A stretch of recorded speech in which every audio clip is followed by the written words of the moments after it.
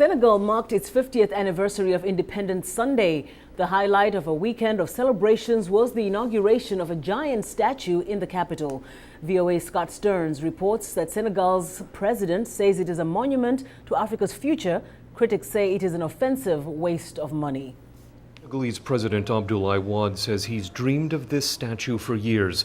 A muscular African man leading his family from a volcano, symbolizing the continent freeing itself from what the president calls centuries of imprisonment and ignorance and racism.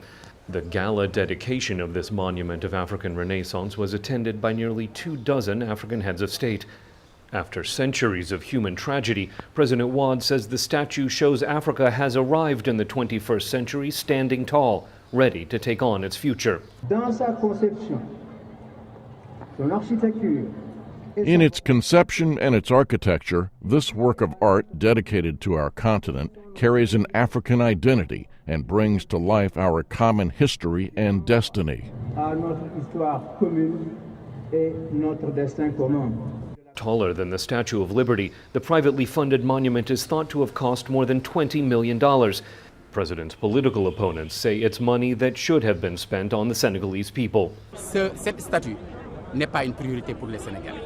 The statue is not a priority for Senegal. To be clear, the priority is to help people in flooded areas get out of the water. We need to create the conditions to help Senegalese get a better life, to get housing, to get food, to get clothing, to help the children of this country get an education. There's also been criticism of the statue's seemingly helpless woman, wearing a piece of cloth that barely covers her breasts and completely exposes her thighs, a somewhat shocking display of skin in an overwhelmingly Muslim nation.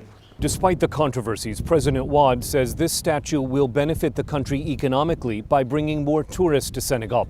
He expects it to stand alongside the world's great monuments, including the Eiffel Tower, the Statue of Liberty, and Christ the Redeemer in Rio de Janeiro. Scott Stearns, VOA News, Dakar.